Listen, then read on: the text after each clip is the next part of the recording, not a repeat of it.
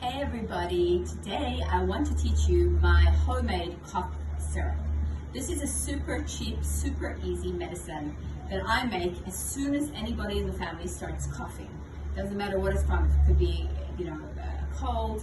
Anyone that starts coughing, I'm making them this cough syrup because this is a great natural alternative to your store-bought cough syrups and much cheaper and better quality ingredients. So what we need for this, we need an onion. It can be a white one, it can be a red one, up to you, totally fine. And we need good quality honey. So if you live in a place that you can get to a beekeeper and buy honey directly from a beekeeper, that's the best possible honey that you can get.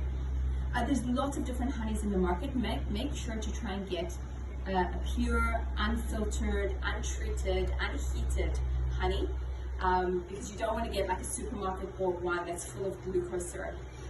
Manuka honeys, these honeys are actually researched more in terms of immunity, and we know that Manuka honey has great immune boosting support. So the good brands of Manuka honey will have something called a UMO or an MG or an MGO rating. You can see this one says MGO plus 83.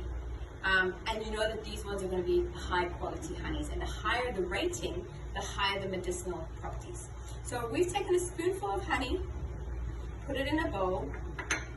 We've taken our onion and we're just going to slice it. I'm going to peel it a little bit,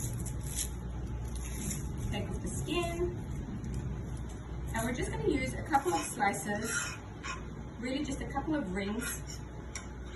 Okay, come on, there you go. A couple of rings.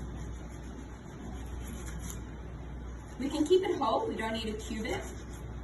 I like to keep it whole. And we're going to pop these rings, how beautiful they are, into the honey, like this. We might cover with a little bit more honey on top.